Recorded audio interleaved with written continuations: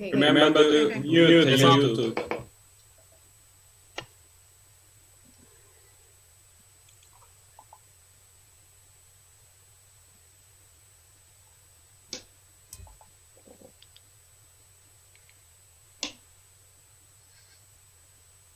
Hi everyone. Remember to mute the YouTube.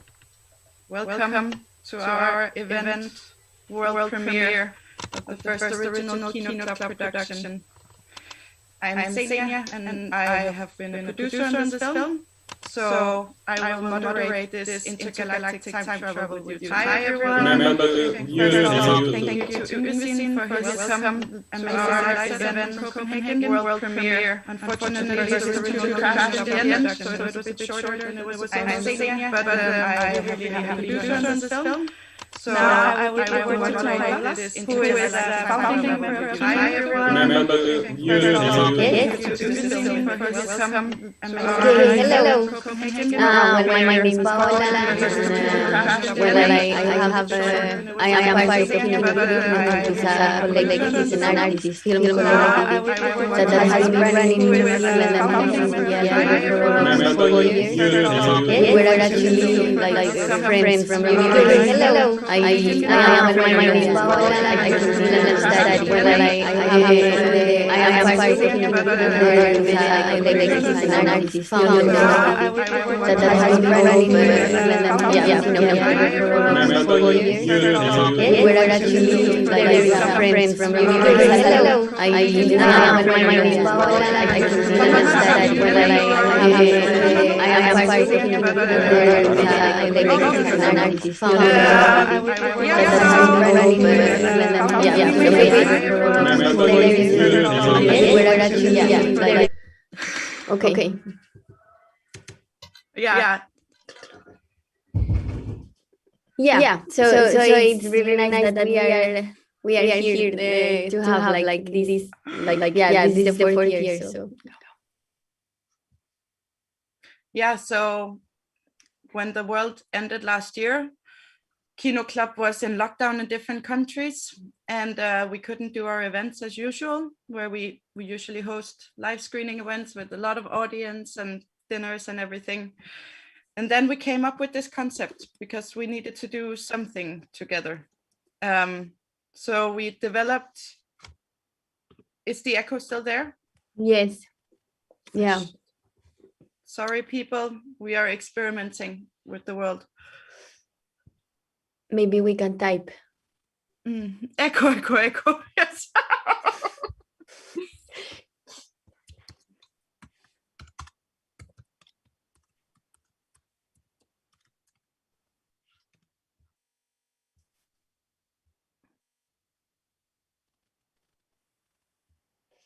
I tell you, wait, in a second. ¿Es mejor? ¿Ahora no hay eco? Okay, now there is no echo. Perfect. Okay, now there is no echo, yes. Should I explain now again? Yeah, about Kino Club? Yes, explain again. Okay, hello. We had some technical issues, but yeah, I'm Paola and I'm co-founder of Kino Club. Kino Club is the collective, is an artist film collective that has been creating this project. And yeah, well, we have been together already 4 years. We are based in Helsinki, but we have been like bringing different film artists from different countries in the whole world. And well, last year was a bit difficult because we used to have screenings like per month, once per month, and it was always in a room that we have in the university we study. But because the corona situation, we couldn't gather anymore to screen films and to discuss about films. So this was a very special opportunity to make a Kino Club like in another way. Yeah, so then we came up with this project. It's a very conceptual film production. It was experimental way of collaborating remotely with people from around the world, even though you can't meet. It's built on this game called Exquisite Corps, where one person draws a head folds the paper, the next person draws the body, folds the paper, and in the end you have this weird morph situation. So that's basically what we decided to produce a film in this way. So we are here 4 Kino Club members. You can show your hands. Yeah. Jean-François, you can be a Kino Club member in Canada if you want. But yeah, and the rest of these people we found via online open calls, and they joined us. And then since May last year, we have been having online meetings frequently and making this short film together. Basically, we've made a really strict concept that for 18 days straight, we would have production running 24/7. So each artist had 48 hours to create their part of the film. Mm-hmm. You had to make 1 to 4 minutes of contribution, including credits.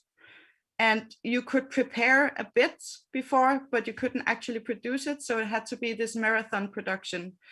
And as soon as you ended your 48 hours, the next person in the line would start. So we had this like insane, like nonstop production of 18 days where some people started in the middle of the night because of time zone differences.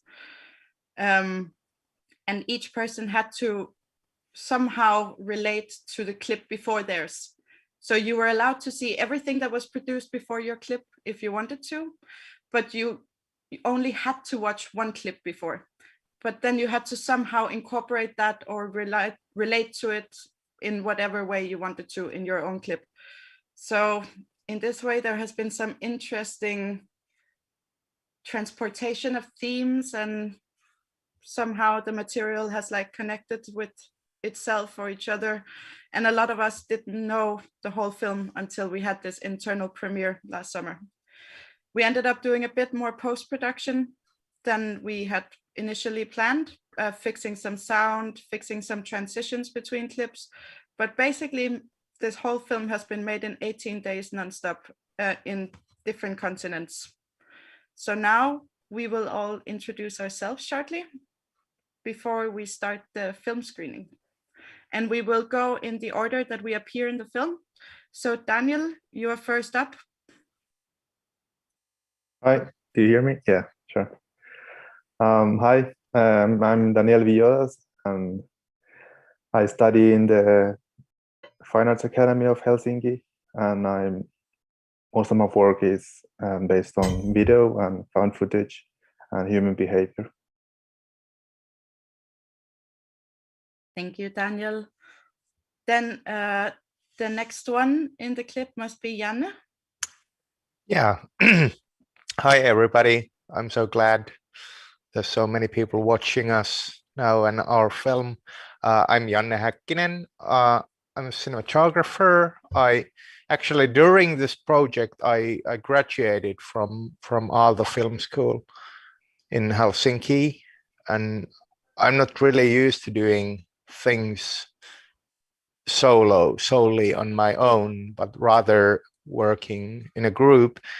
And now I worked in a group in a way, but then I had all the production pipeline on my own hands, and it was intense 2 days. And I had this plan of doing something, I don't know, a bit something grandiose, and maybe having myself as the protagonist and whatever. But because we had this Exquisite Corps thing going on, I saw Daniel's exquisite piece, and I just turned my thing upside down and did something totally different than I had planned, and a bit more minimalistic as well. But it was a great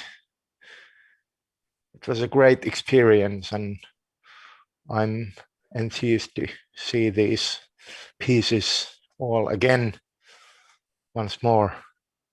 It's so fun. Thanks to all the team members as well. Great, thank you, Janne. Then we have Vanity. Hey everyone, it's great to see you so many here today.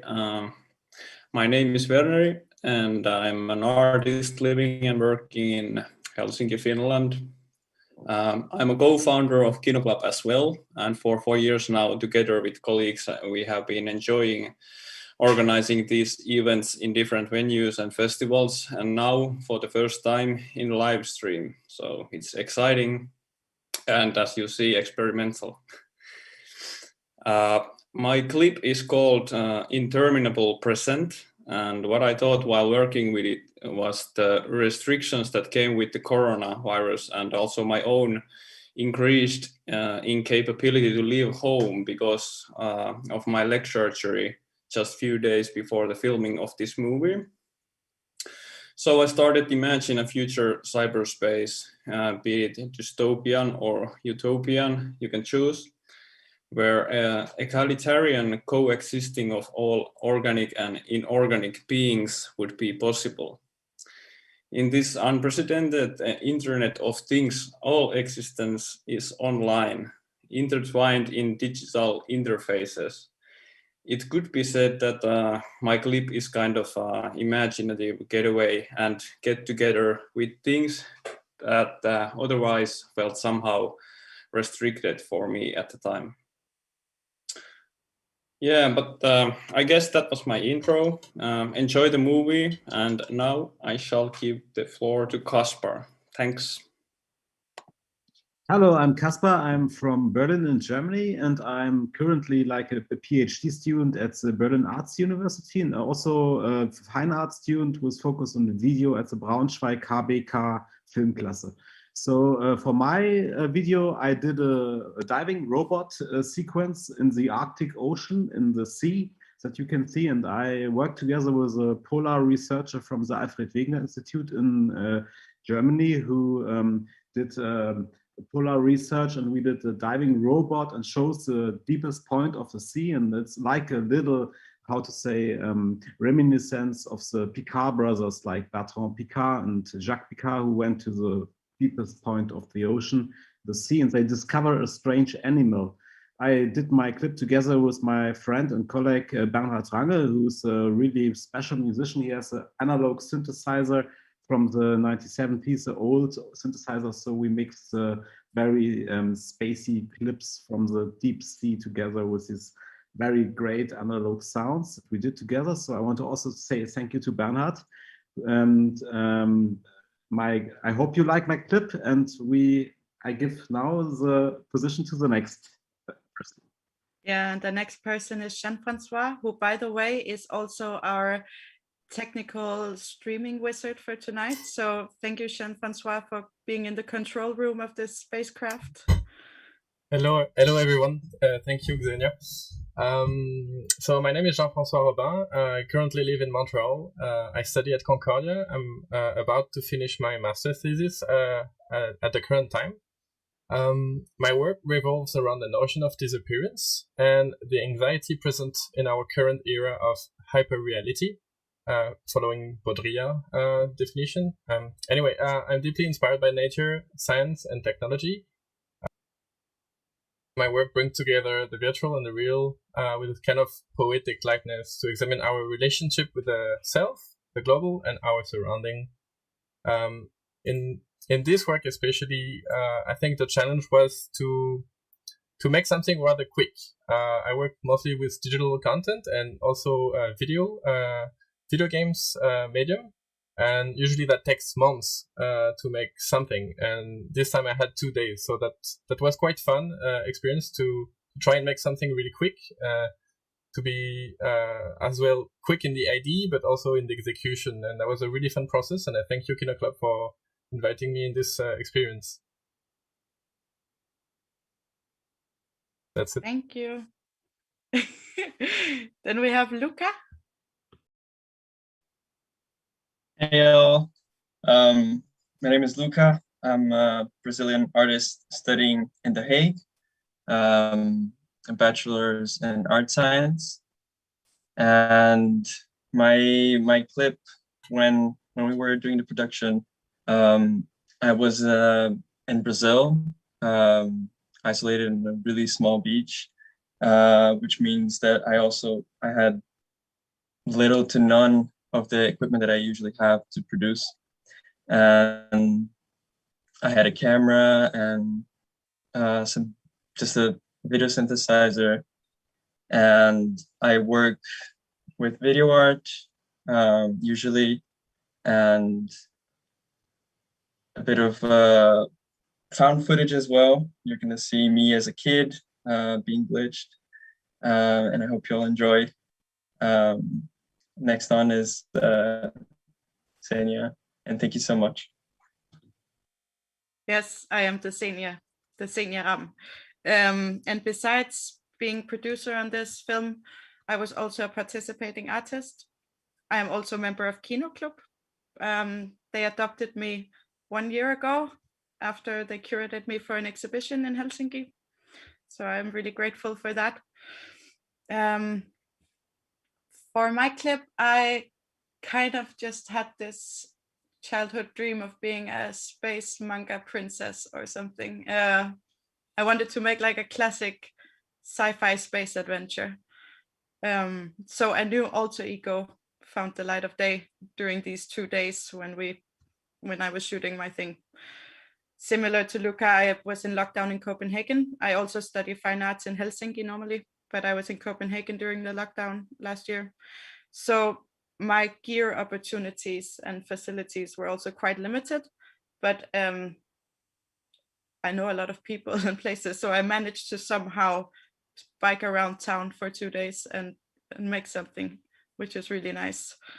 All of the sound for my clip was made in a one long session, 15 hours in my friend Johnny Lukvist's recording studio. So thank you, Johnny, for helping me with that. Yeah, like Jana said, it was intense, but it was quite amazing as well. Next up is Thomas. Hi guys, I'm one of the founding members of Kino Club with Verdi, Pau, and Xenia now. So this was a really nice process, and I'm really happy to meet all these people. And I hope someday we can be in the same space and room and reminisce and whatnot. And this was a really bumpy ride and interesting process. And this is my first found footage film, which is interesting as well. And I really like the immediacy of just reacting to images and making the whole thing, try to make the whole thing function as a whole. So this was really interesting experience for me. And next up is Pau, I think. Yeah. Yes, I'm the last one that like the one that closes the whole film, and that was quite like a big thing for me because I didn't see the other ones. I just saw the last part from Thomas, the last minute, and he had kind of quite abstract image, and I was kind of thinking like, how can I get from here? Because I had one image also before, like that I wanted to do, but then from his image, I went to the sea. I got this abstraction that was also the beach, that is where I live. So I started to film the beach, and there I found the birds that they are the Canadian gooses, and they come to Finland every summer. And I got really inspired when I saw them, because when I think about future, I always think about the animals, that they can be even more wild than what we are, humans. So for me, it was like this kind of representation of how we humans, we maybe will disappear, or will become a bird, or something will happen with that. So I got really inspired by that, and then I went to it's like an island that it's close to Helsinki, and it's called Lamassaari, and there is like very like many bird watches, like you can go to see like many birds there. And so I did like this exploration there, and at the same time I also interview my sister, because she was walking with me, and I asked her like, how is future for her, like how does she see herself, or our relatives, or what is going to happen. So I made this kind of two worlds between what will happen in the future regarding family, but then at the same time I was filming the birds all the time, and checking how their behavior is, and yeah.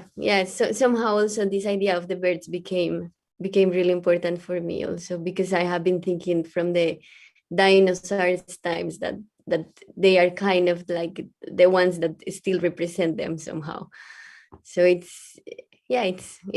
was a really fun project to think about future and just experiment, which is the most important, I think. And in Kino Club, we have been always really open to new ideas about what is filmmaking, what is image, moving image, and photography, or even like sound as a film.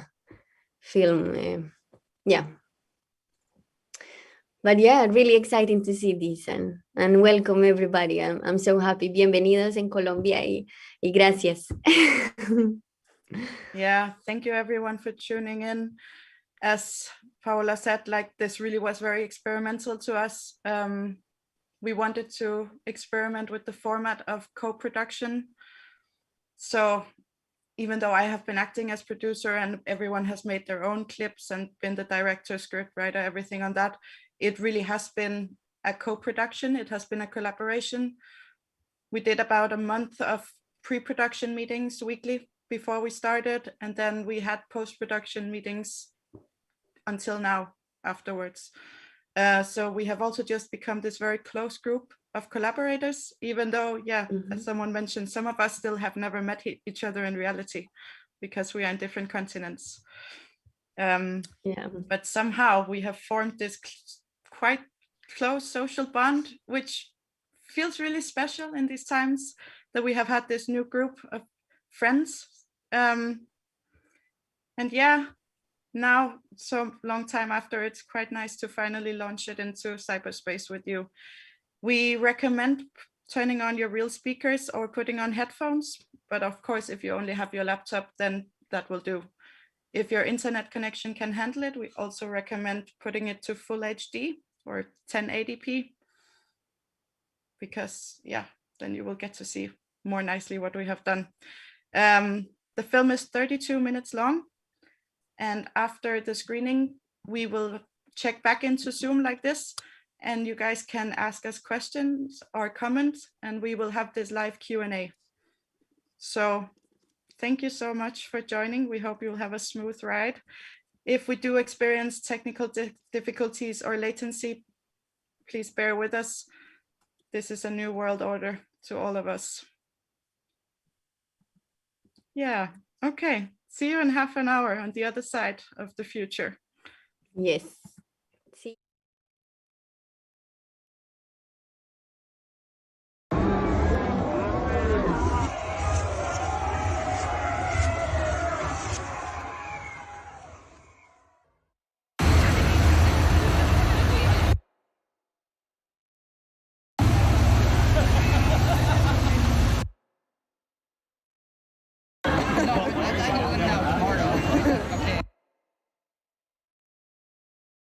I mean, it's good.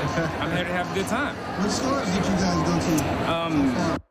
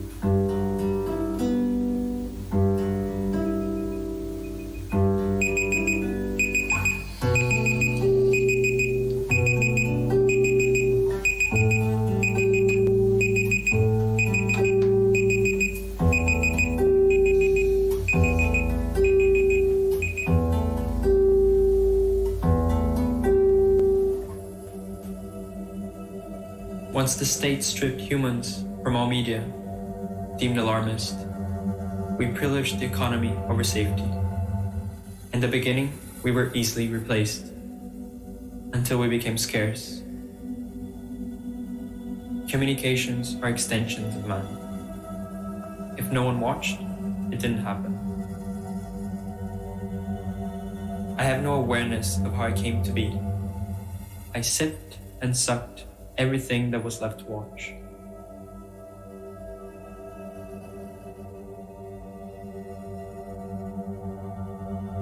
Nowadays, everything is static on a TV. No content production, just noise.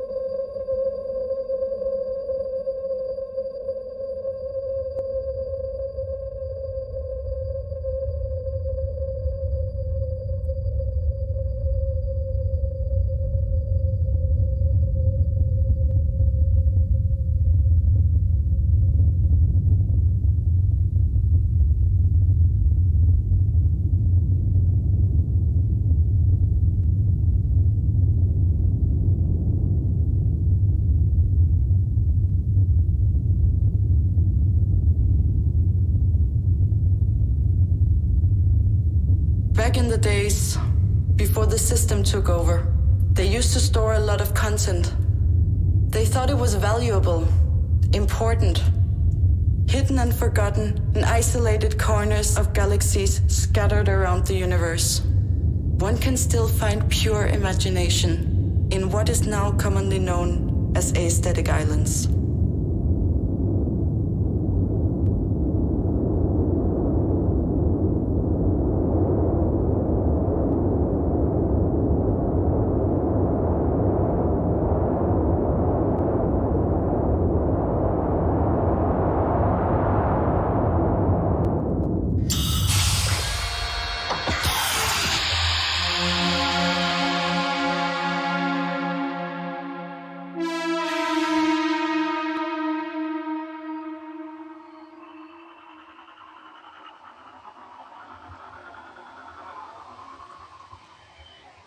In the end, it became too much.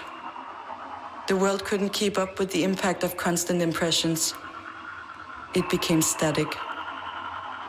Humanity lost its inherent creativity.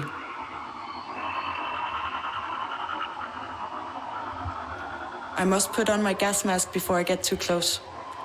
The molecules in the smoke are so compact, I would choke on them.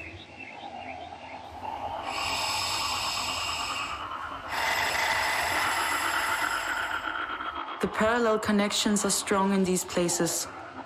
I have access to several ponds from this spot. This multidimensional lake has a high concentration of inspiration and is fueled by pure stimulus. I am here to extract that.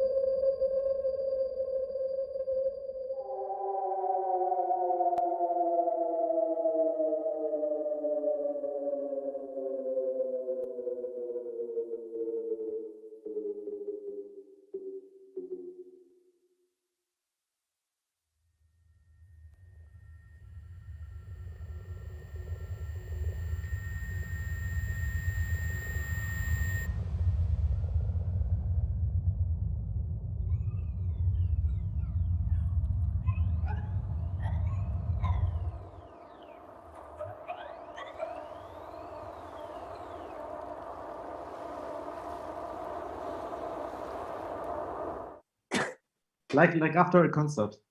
Okay, we are about to go live again.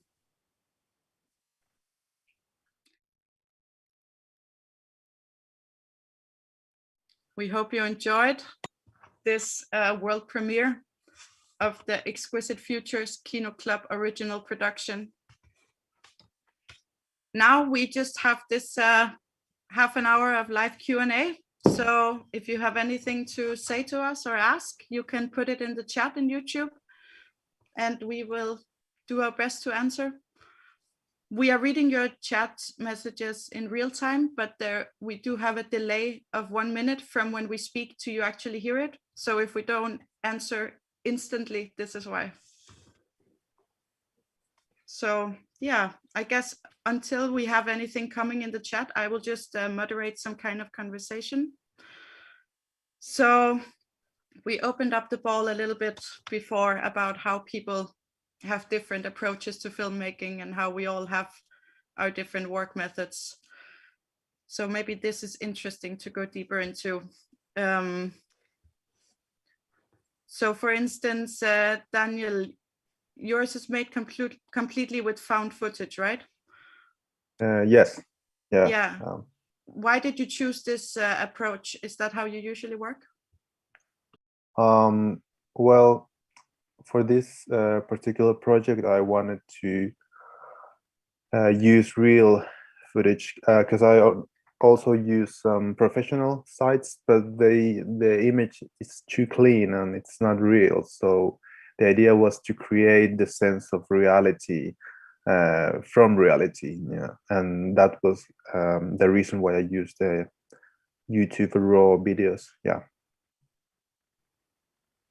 Yeah, it was quite nice that your clip somehow opens the film with this real life apocalypse feeling before we go to the future. I think quite naturally there was an evolution of time in our timeline that we didn't plan on, but that somehow the early clips are a little bit more in this time, and then we move really far out into the future and we end up with Paola and we have no idea if that is now or if it's really far away or an alternate dimension. But that was an interesting thing for me, at least, that happened like quite naturally within the material. Yeah, so Janne, you talked before, you said that you changed your whole thing after seeing Daniel's clip when your 48 hours started. So can you explain us about that, how you changed it or why? Yeah, I mean, I was planning something quite different, a bit more far-fetched, like sci-fi thing. And I mean, I was planning to shoot something on sort of like black screen, like on a miniature studio thing that in a black space where there would be some, I don't know, miniature spaceship flying or whatever. But it was a bit more grandiose, and then I saw Daniel's thing, and because it's mostly like CCTV footage and then people's like phones and whatever, and I started thinking that what the shit have all the cameras in the world seen in the history of man, like, because they've seen a lot of like crazy stuff and evil stuff and bad stuff. And I started thinking, poor cameras, like, what are we putting you through? And then I figured, because I have a lot of like analog, like old film cameras gathering dust on the shelves home and sort of like trophies of animals on the walls, but they're cameras. And then I don't know, I just figured I'd give them the screen time they deserve for all their suffering. So they were actually acting in your film in this post-human situation. Yeah, in a world where they have taken over and gave us our due. We have some questions in the comments. So we have a question from Luca's mom, who is asking, what did you all feel when you saw the finished film? Yeah, does anyone feel like answering this question? Relief. I think it was really special. We did an online internal watch party premiere together. So we were in different countries and then we pressed play at the same time and we saw it together at the same time while we had the chat or like the video call open. So we tried to make it very live. For me, it was very special because, for instance, Jean-Francois has this like landscape with the lakes and stuff, kind of like my film, but I had not seen his clip when I made mine. So that was really special to see that some themes and some aesthetics had been reproduced without our knowledge. It was really nice to see some of the, there was like motives like that appear throughout some of the clips and kind of like binding them together. And this was very like really surprising. And also like with the transitions that were done, when seeing that was like really wow. Yeah, I think I would agree with Luca. Like the most surprising element for me was that there was so much coherence between each and everyone's clip, although we didn't talk about each other's concepts or ideas or sources or anything. Like we had the same starting point, but that was all. And then we watching it, and then I don't. It worked together in some weird way, but it did, and that was like a nice thing to realize. Yeah, I think also about the like, because we had this kind of different ways of expressing, like some were very abstract and some others had like a voice dialogue, like Senia was talking, and I also use my voice also for my film. So I think in the sound also it was quite interesting to see that it didn't become like everybody was talking, but it was also like about sound, this music, but then also about this dialogue, which was really mixed into it in a very good way. What I like is that you don't have the feeling that it's a collection of films, but it's like one film. So because of the motives that you have the character that's very organic in this construction, what I like very much. And so you can see images from my film and Neri's film and in other films. So it's like I give you something and he gives it to the next person, he gives it to the next person. This gives like a very good unity, let's say. So yeah, so that kind of leads us into the next question, that about the technicalities of our transition. So yeah, we made some rules about this. The rule was that we each had to deliver 5 seconds of extra video and 20 seconds of extra sound that the next person had free hands to use in the transition into their own clip. So we all did the transition into our own clip. And then we delivered a little bit of extra material in the tail of our own clip for the next person to use. But as mentioned earlier, we realized after we saw the film that we had to spend a little bit more time doing extra post-production than we had actually agreed, because some of the transitions we didn't have time or energy in these 48 hours each to make perfectly. And we felt it was a really important part of the film to glue it together. So we did actually touch the material again after the 18 days of production to kind of fine tune some of these things and to fix some sound here and there.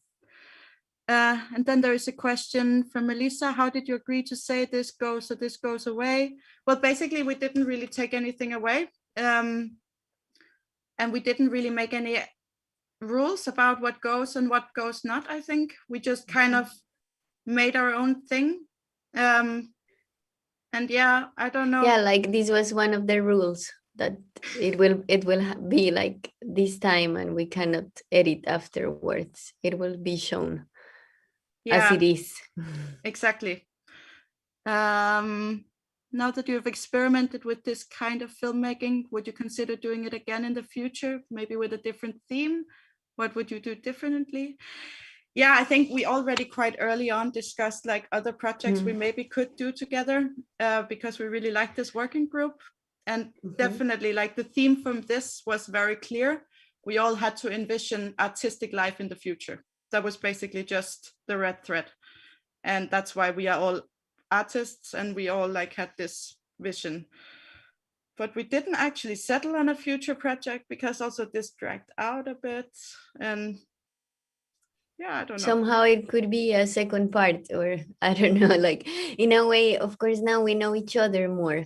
Like before we didn't know, like we didn't know our work so much, or also being in communication like we are now. I think it could be very nice to see like now what could we do, like knowing that what kind of work we like each does. Or I could imagine to do something in the future, but because what I really liked about the project is that there were no bad feelings. So there were always like a good communication. We were always talked in a positive way, and I really liked the general atmosphere, and it was very funny, and we all had the same humor in a way, and this was really nice. So we had some inner jokes and some inner tension sometimes, but in general it works. Maybe I speak bad English. No, it's fine. It would be really nice to do some new project after Corona, some like with the whole group, something. yeah, and also in this way that we are like really meeting each other through this net. You know, it has been the internet, this futuristic kind of idea of just connecting through this camera and these microphones that in a way it's not us, or it is us, but it's like so. Yeah, This is the new reality, Paula. New reality. Get used to it. yeah. But I want to touch you guys one day. Yeah. Yeah, but like someone asks in the chat, does future exist? Well, deal with it. Yeah, that's why we like made it exquisite futures in plural, because somehow we don't know yet what exists. But about future projects, for instance, the other night we were having a rehearsal for this project to see about the technical setup, and we had this insane feedback echo loop session where it really felt like we were glitching the matrix and like pushing the boundaries of what this reality can hold. Something like that could be very interesting to work with, I think. We should make this really big feedback loop through all the internet. Can make a jam. But someone asks if some of us have played some games as inspiration, that this person was reminded of games like Soul Reaver, Antechamber, and Myst. Were those inspirations for anyone? I have not played any of those games. But maybe Jean-Francois, you work a lot with video gaming? Yes, I do play video games, but those listed are not, maybe Myst, but I don't think I use any of them as inspiration for my clip, and then I cannot speak for the others as well.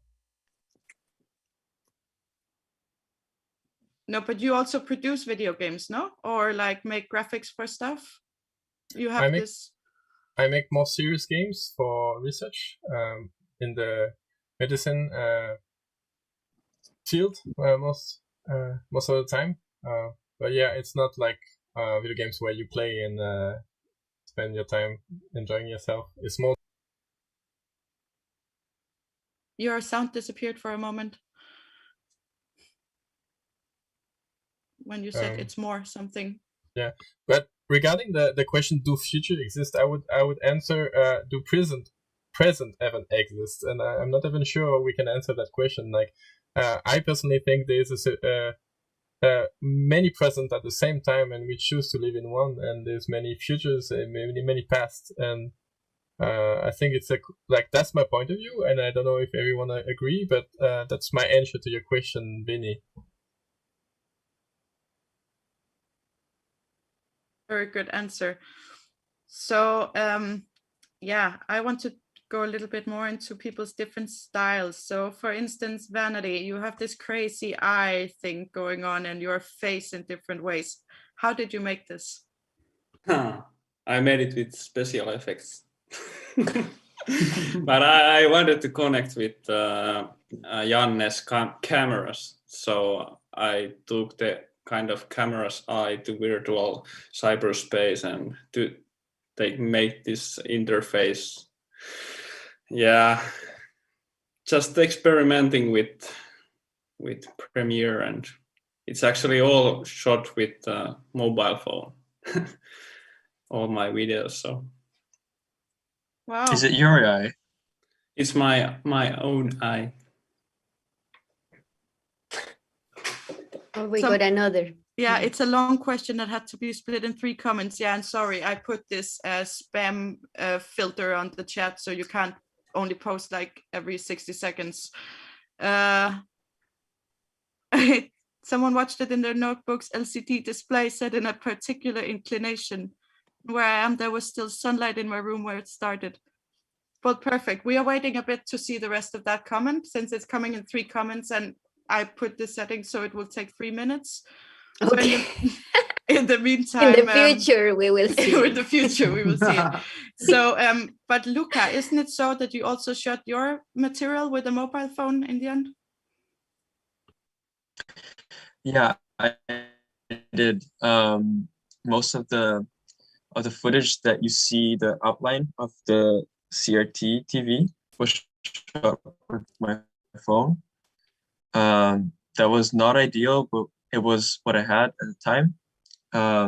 You even sometimes you see like my phone just jittering, but I just had to embrace it because it was what it was. And a funny thing was that I had this image in my mind that I wanted to just film the CRT, the tube TV all the time.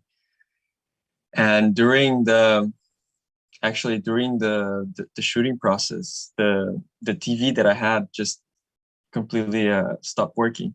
Like it just stopped from one day to another, and it was so much stress. And I had to like post this on the Facebook group, you know, on the little town that I was living by that time, and tried to find another TV and work it out. I ended up being very, very, very lucky. But yeah. Yeah, it always happens like this, especially when you're under time pressure. Yeah, someone is asking, Luca, can you talk a bit about your upcoming works? What are your next steps?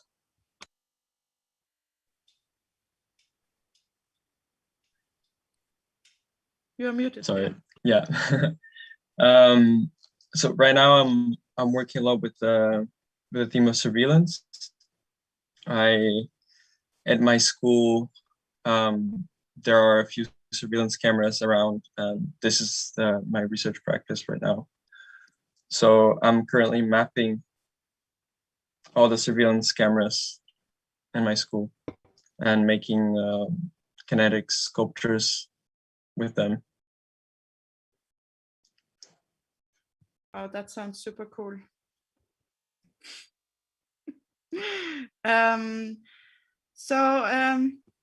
Thomas, I'm a bit interested because your part is very abstract. It's quite dark and quite abstract. What are your thoughts about it? Is there a narrative happening, or? I think it's more reacting. There's a slight narrative because the tunnel where I was filming, so it's a mixture of fan footage and something I've filmed myself, like handheld. And it's as we talked earlier, it's a tunnel which is being renovated now. It used to host all kinds of raves and underground parties and whatnot, and has a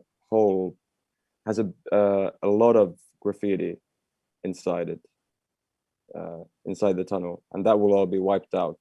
It probably is already wiped out. So that was my sort of approach to it, to at least document whatever is there now, and then mix it with whatever found footage I found, and apocalyptic narratives, which were quite present, I think, in the whole film. Yeah, I think we definitely get the echo of the rave in your clip. Yeah. So that's quite nice. Yeah. I do have a question. I was really curious about the process of like you processing the images. There was this point I was trying to figure out, how do you make this? Was it like some pixel sorting, or were you somehow distorting the video signal? I don't know. I was very like wow, I want to know how this was made, and if you feel like sharing it, I'm very curious. You see sure like which the part edges. are you talking about, but maybe the beginning or the beginning. Yeah, you see the edges, like very sharp edges of like outlines of things, and it looks a bit like pixel sorting, but I'm not really sure. It's actually, I can't remember the actual process I made, but it's through Photoshop, so it's not I photoshopped like a bunch of images in there, and then it was a very long rendering time, which also affected maybe the sharpness or whatever you're talking about. So it's not like a normal process, which I would usually do for moving image work. So maybe you're talking about the desert part in the beginning, or some. I think the one you actually have on your image right now. Oh yeah, that maybe. part, yeah. That was in the Yeah, exactly. Yeah, that one. Yeah. It wasn't pixel sorting, no. I'll try to find, I can't remember whatever I used, but yeah. Yeah, and this is the really interesting part, right? That we are all different artists. A lot of us are working with video, but I mean, I think Janne might be the only one who is actually like more professionally in filmmaking, and a lot of us are just like autodidact or from art school approach.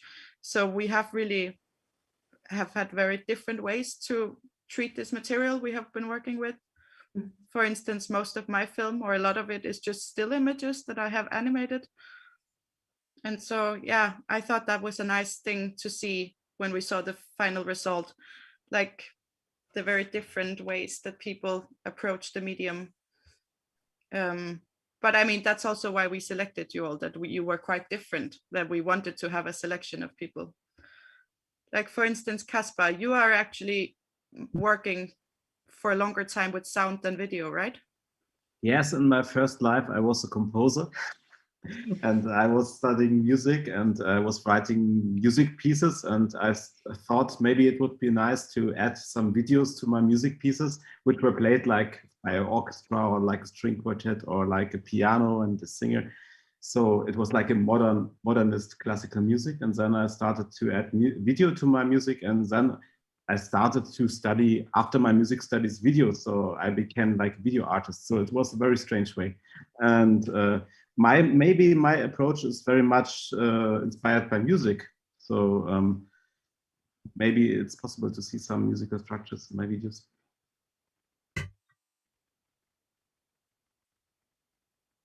And how about the sound in your clip, Paula? Where does that come from? Yeah, well, actually the sound, I did it, there was different parts of it, but there was a lot of like a ambient sound, but then there was also the voice of my sister. And I didn't do the sound design myself. I did it with Theo, which is my boyfriend, and he's a sound designer. And I just wanted to like, we started working, and I was thinking to tell him like it's really like a futuristic idea of the voice. Like, how would we imagine it would become, like, even though if there is birds or gooses, it would be nice to have still this human or robotic that we don't know, maybe they have this part of electronic inside. And then yeah, we collaborate together, and then it came out this voice, this electric voice, or this strange voice coming from my sister, but I wanted more as a narration. Yeah, and the image. Yeah. And now we have part 2 of Tasio's question. So that when he started the film, he watched it on his notebook's LCD display, and where there's still sunlight when it started, but then it was dark when it finished. Wow, that's a very nice transition. And every other participant had their unique audiovisual experience, indeed. And what do we think of this, where apparatus distorts the work on a way for each spectator? And I think the next question goes quite nicely with this. It's directed at Vanity. Are we all living inside your operating system? But yeah, I mean, of course, there is this thing that, like, now we decided to have an online premiere ourselves instead of sending it to film festivals. So that's part of it, that you all get to see it in your own reality. You all get to see it where you are, in different devices and different screens. We have no control over that, which is an interesting thematic layer to put on it, that somehow it's how we were all with our own computers in each our homes or places, and now it's the same for the audience. So for me, at least, that's a nice red thread to have going through the whole experience. Medium is the message, and I think for me, I was watching on a beamer on my living room, and the contrast was completely different. And I think we somehow want to have control of, you know, how people actually experience the thing, but not in this situation. It's completely different. There is no control over that, actually. No, it all becomes in the hands of the viewer, in the eyes of the beholder, which is nice. Vanity, there was this question directed at you. Are we all living inside your operating system? Not yet, but let's see, like after 2 years, when I complete my studies and start to operate this operating system. You are all captured inside it. So then there is another question. That's really nice. That's in Vindmølleparken in Copenhagen. They had bubbles and wine and peeing breaks. We did here as well while we were watching the film. They were discussing the experience so much they didn't hear the baby alarm. Oh no. So how did we choose between the applications? Well, as I said before, we decided on people who had different approaches and different styles.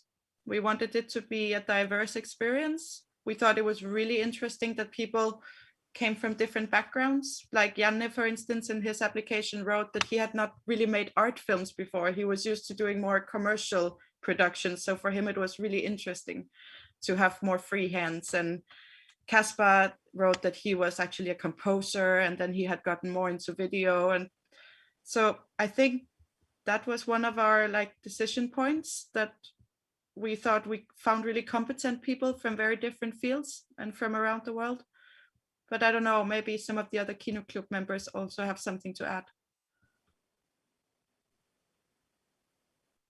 Yeah, I can add that. Yeah, we were very open about that they wanted to experiment, and it was of course, we were not super strict regarding we want this really long letter, but we also wanted to see a little bit about their work. So they also sent a piece of each, what they have been doing, and we thought that it could be a good idea to just be together for the ones, we accept. Yeah, I'm really happy with the combination of styles and approaches. I think it's really surprisingly well, everything fits together. So. Yeah, so then there's a new question here. If we can share some of the experience of continuous 48 hours pre/producing, and how to talk with the previous clips while bringing your own individual realities and presence. So, as we said in the introduction, everyone was allowed to prepare something if they wanted to. You could draft a script or a storyline, you could prepare some material, you could have an idea of what you wanted to do, gather some costumes or whatever. But since we had to start our 48 hours with watching the clip we had to relate to, of course, we had to be super open to adapt and to change. So we couldn't really prepare too much. And also it was not allowed to actually make your clip before. Working for 48 hours straight is intense but amazing. Like, you really get into the zone, but also in the end, you're not really sure if you have done proper editing, or I'm not sure my ears could really do the syncing in the end. So and yeah, it was nice for me. For instance, I had this idea that I wanted to be the protagonist and I wanted to narrate stuff. And then Luca in the clip before me had done the same. So that really fitted well. So I had this idea of the reality I was going to create, or like the kind of storyline. But then I just adapted everything I said to the things that Luca had said in his clip, so that I was like reinterpreting or almost reproducing some of the words or the lines, which I thought was quite nice. And so I don't know, how was it for the rest of you? How did you relate to what you saw and feel that?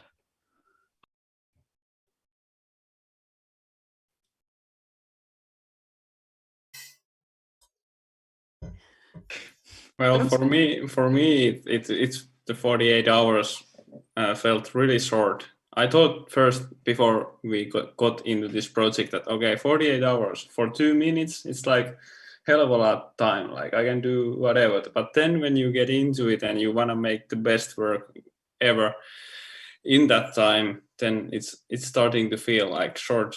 And yeah, in the end it got a bit stressful, but really like nice experience, and I really enjoyed. What else? Maybe someone else can. Yeah. Me, it was strange. Like, I was so in a hurry because I was really afraid not to make it in time because of my medium, and so much that I almost did it in a day.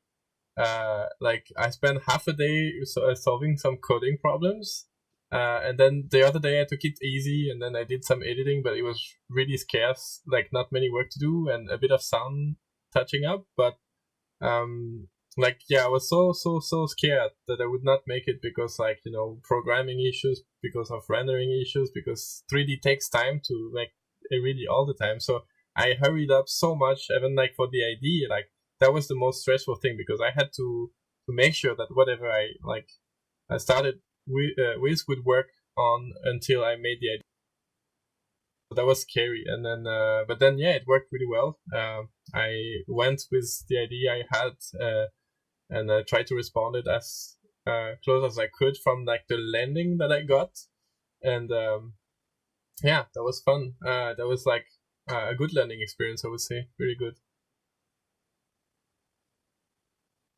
For me, it's a strange experience because sometimes you work for like 4 or 5 months on a video, and sometimes you work on 1 week on a video. And it's really, I can't explain why.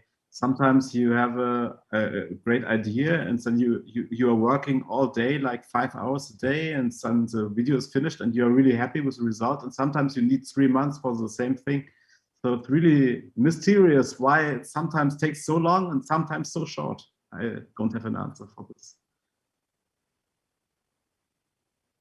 Yeah, it was quite funny. I would say that's the good thing about working with the dogmatic time frame, is that you really can't waste the hours. So you have to somehow have a very pragmatic approach, that you kind of just, I think we all talked about this in the pre-production, that we kind of all just settled on some medium or some approach, some format, and then we worked with that, like that we were ready to experiment, but we were also aware that within this super strict timeline is not the time when you start doing something for the really first time, or you also need to have something to fall back on that you know you can do. So that was an interesting balance, to make something new, but to also like make it in time. And I agree, I was racing with the minutes in the end. Yeah, for me it was funny. Like I mentioned, that my whole soundtrack Like the first day I did some live shooting, and then in the evening I went to my friend's sound studio. Then we worked for 15 hours straight. We created the whole soundscape, all the sound design. And then I kind of went back home in the morning with a mastered soundtrack that was the length of like 3 minutes or something. And then I kind of had my film as audio. And then I had to just edit the video to fit with that, which was a very interesting order to work in as well.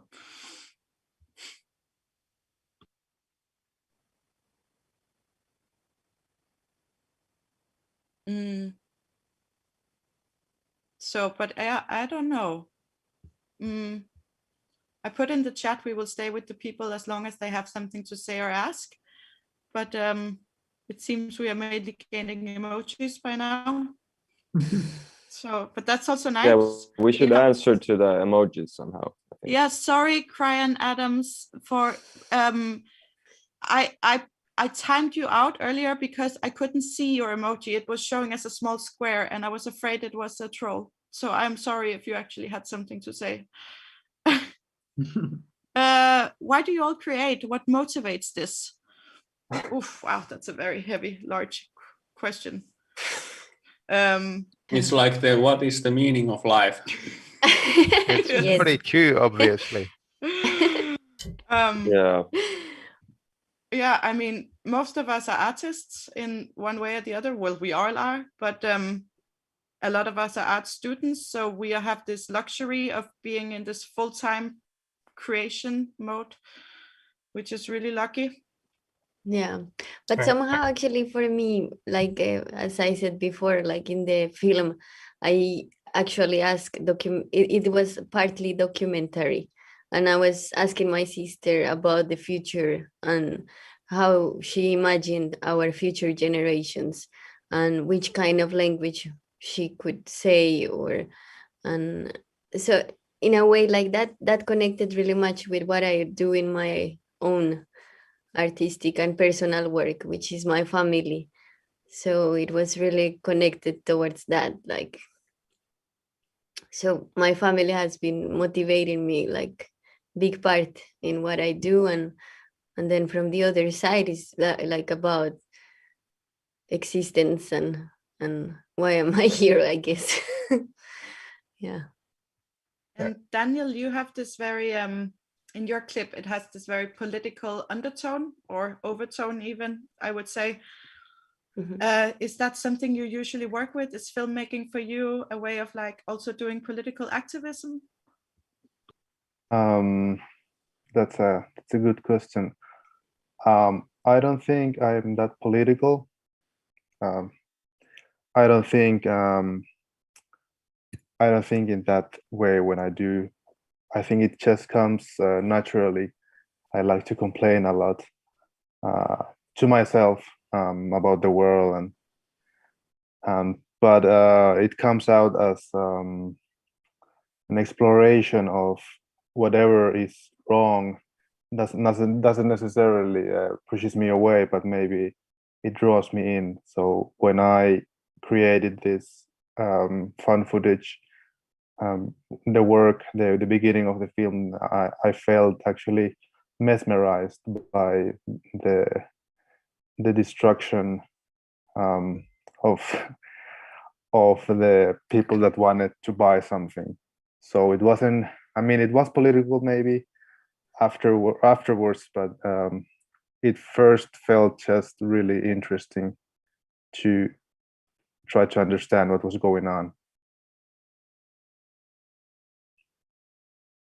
But there were also some questions of climate change, let's say, of energy politics, for example. So I see also like what happens with the Greta question at the moment, the climate warming, global warming. There were also some questions, how do we think about future in terms of our Earth and our, how to say, energy politics, and about what happens to our Earth. Even now in the Corona pandemic, first there was Greta, there was the climate question, now there's a pandemic. So this is also a very big question. So what motivates me for art is also to think about our current situation and to react to the current situation we are living in, which is sometimes very frightening.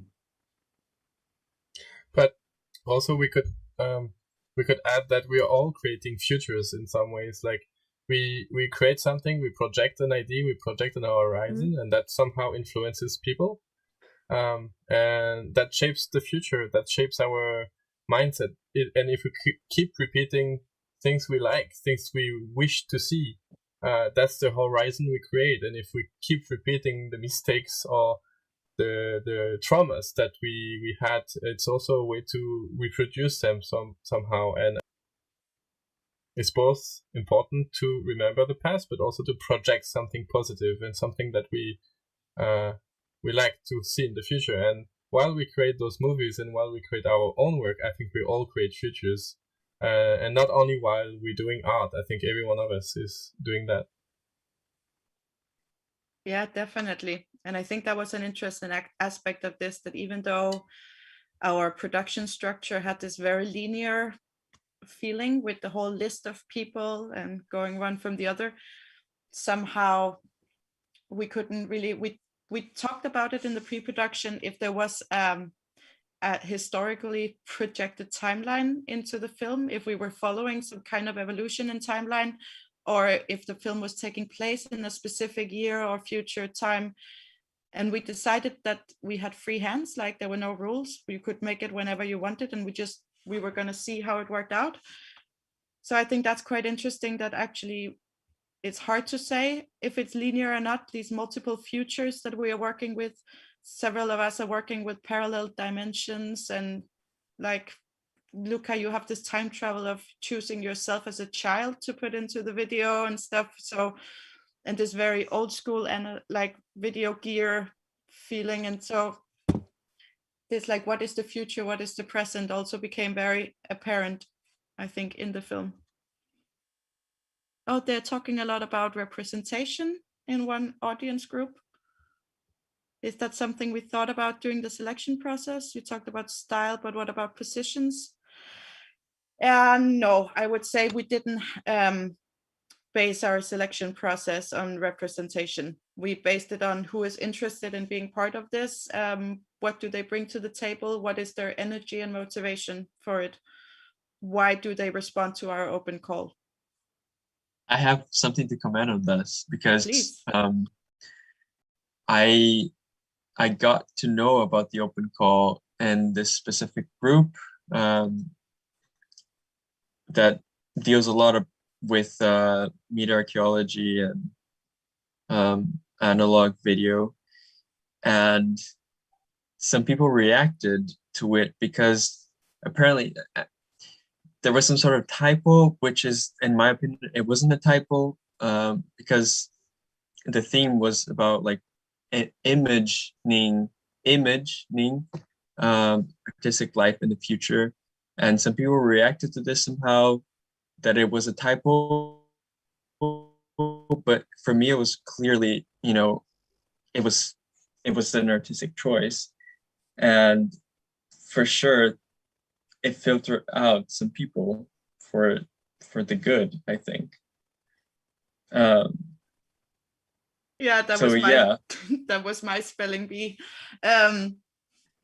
Yeah, Luca found us through this. I posted the open call in this Video Circuits Facebook group. And it's true, I had misspelled the word imagining on the poster of the open call. And one guy commented in this group that there was a spelling mistake in the poster. And I got very offended. Or not, but I was just, I'm sorry, what? Will you teach me how to speak my not first language? Or like, do you want to reply to the open call? I gave a snappy comment or in this way or something. But actually then in this group, we talked about it. And then half of the group thought that it was on purpose, that I had been playing around with the words, that it was imagining the future. So we decided to keep it. So that's why this word is misspelled in all of our material, in the credits, in the presentation, everywhere. So for me, that was very beautiful. I felt very like this group was kind of catching me in my fall.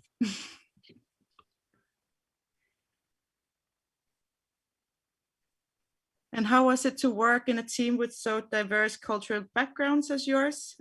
Someone is asking, what would you say about the relation between diversity and future? I don't know. Does someone have a comment? Paola, you said before we started, Kino Club has never been this international. Yeah, well, actually, we have been quite like, we create the group when we were in Rome, in Italy, like we were traveling, and somehow like we are also from different countries. Like before, we had people from Denmark, from Chile, from Venezuela, from Finland, me from Colombia. So in a way, it has been always quite yeah, people from different countries, and now like with this with like using the internet, and that we could really connect with the other world. It was really kind of exciting to see that it's really happening. That, I mean, we don't know, I don't know Jean Francois or Caspar or Luca, but it was really nice to see that it was also possible to connect with them. And also, like maybe I have said, that it's really kind of futuristic, and it goes really well with the topic that we really don't know each other, but we connect through the internet, and we did this project. And I think it relates really well with the whole topic and idea. And yeah, Kino Club, in a way, it has been always kind of very diverse. And we have had also some people coming to Kino Club from other countries to show their films before. So yeah, and even now, like also Senia is international in Finland, and it was really nice that you also connect with us. But there has been also Finnish people in the group, like we have like Thomas and Vaneri are Finnish, and Janne is Finnish, but did not know any of us when he joined. But we have had the privilege of actually meeting him in reality, since now multiple of us are in Finland as well. And Daniel also is from our school, so we knew him already. And somehow this connects also with the future, because I think in these generations, like right now, even like if we talk about migration and how many new people from different countries have come to Finland. Like if when I have been here now, well, almost 8 years, and I talk with Finnish people, that yeah, it has really like become new, that there is more and more immigrants. Like before, it wasn't like that. So I think the future is very related towards that. Yeah, and I think one interesting part of this diversity that we actually did talk about was the question of language in the film. Yeah, this we actually did discuss in the pre-production, like if we should all do it in English, or if we should all write subtitles, or how, if there was going to be a rule for this. And we kind of just decided everyone could decide for themselves if they wanted to do it in a language that exists, or a new language they made up, or whatever. So that's why, for instance, in Paola's, you have at least a few languages happening. Yeah, there is coming the Finnish and Spanish, actually. Yeah, so I think this was nice. You could see the diversity in the clip. Like, Luca, you have the beach in yours, like, and I don't know. So even if a lot of it was this very, I have my president actually. I took one of his discourses and his audio as input for my video synthesizer, and it's literally embedded in the video, obviously in a really comic way. And yeah, exactly. So it is there. Yeah, because when I saw the credits and I saw that it was like Bolsonaro, I was like, oh, I didn't realize that actually there was the Bolsonaro speech. So yeah, but seeing it in the credits, it becomes really strong, like a strong, like before. Yeah.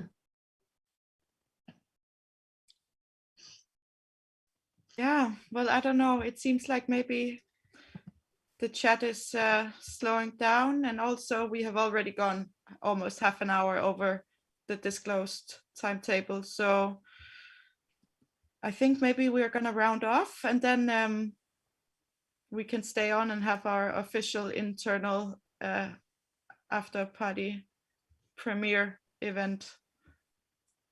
Since, I mean, this was quite a culmination for us to finally show it into the world. It's really nice. We have been nurturing this alien spawn for close to a year. So it was wonderful to share it with someone. Thank you so much for all of those who stayed all the way till now. We're really happy you joined us. And thank you so much to all of you participating artists. You brought each your individual amazeness to the table, and it would definitely not have been the same without you. I think we have had a lot of fun, and it was very healthy in these lockdown times to have this social group to relate to. Thank you. Yeah. Thank you. This has been Thanks, amazing. guys. Should we clap? Thank you. Yeah. Yeah. So what? Yeah. Have a wonderful Saturday evening. We are so happy you enjoyed with us. Thank you for the experience. Someone is saying, yeah, you are so welcome. Thank you too. Also, thank you for the comments and the questions in the chat. Yes. Yeah. Help to spike the conversation. Mm. Yeah. I think it was a very successful online event. The first for us. So that was also really nice. So the recording will stay online for at least some time, so you can rewatch it, or if someone didn't manage to see the whole thing, they can see it again. Yeah. Yes. I don't know. Am I forgetting something important?